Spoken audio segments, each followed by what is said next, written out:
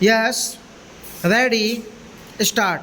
I wanted the world to see that India did not lack faith in herself and that India was prepared to cooperate even with those with whom she had been fighting in the past, provided the basis of cooperation today was honorable, that it was a free basis, a basis which would lead to the good not only of ourselves but of the world also. That is to say, we would not deny the cooperations simply because in the past we had fought and thus carry on the trail or our past karma along with us. We have to wash out the past with all its evil. I wanted, if I may say so, in all humility, to help in letting the world look at things in a slightly different perspective, or rather try to see how vital questions could be approached and dealt with. We have seen too often in the arguments that go on in the assemblies of the world this bitter approach, this crushing of each other, this desire not in the least to understand the other but deliberately to misunderstand the other and to make clever points. It may be a satisfying performance for some of us on occasions to make clever points and be uploaded by our pupil or by some other pupil.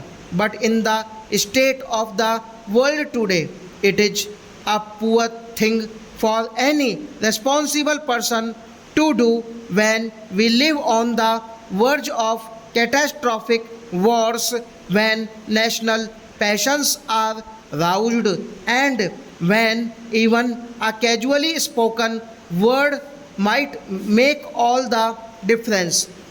Some people have thought that by our joining or continuing to remain in the Commonwealth of Nations, we are drifting away from our neighbor in Asia, or that it has become more difficult for us to cooperate with other great countries in the world. But I think it is easier for us to develop closer relations with other countries while we are in the Commonwealth than it might have been otherwise.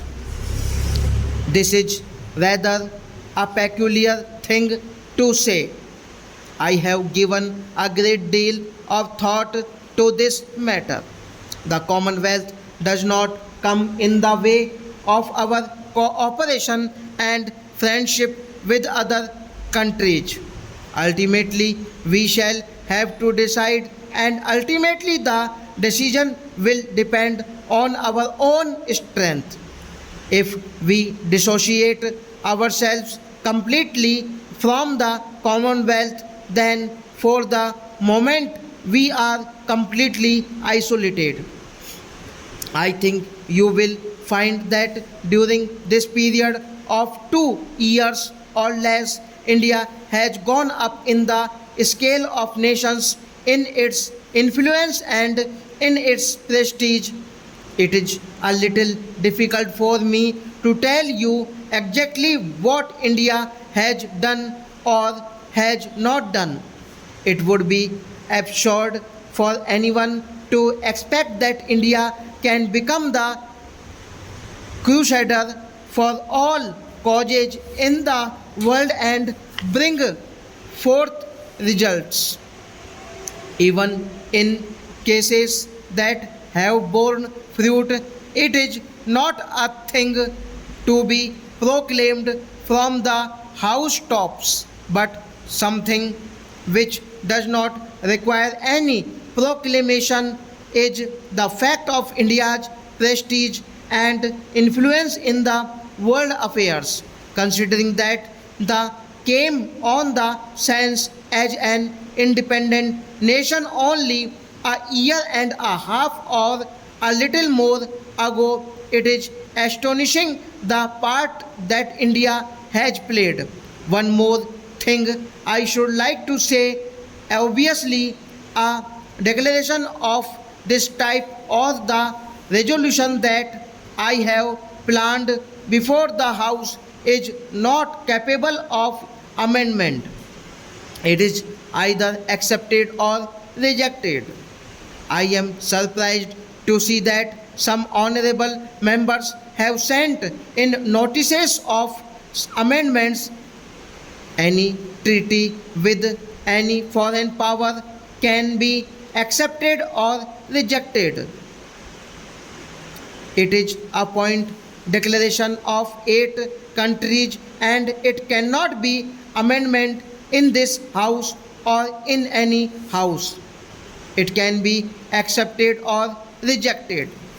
I would therefore beg of you to consider this business in all its aspects. First of all, make sure that it is in conformity with our old pledges, that it does violence to none. If it is proved to me that it does violence to any pledge that we have undertaken, that it limits India's freedom in any way, when it certainly shall be no party to it. Secondly, you should see whether it does good to us and to the rest of the world. I think there can be little doubt that it does us good, that this continuing association at the present moment is beneficial for us, and it is beneficial in the larger sense to certain world causes that we represent. And lastly, if I may put it in a negative way, not to have had this agreement would certainly have been detrimental to those world causes as well as to ourselves.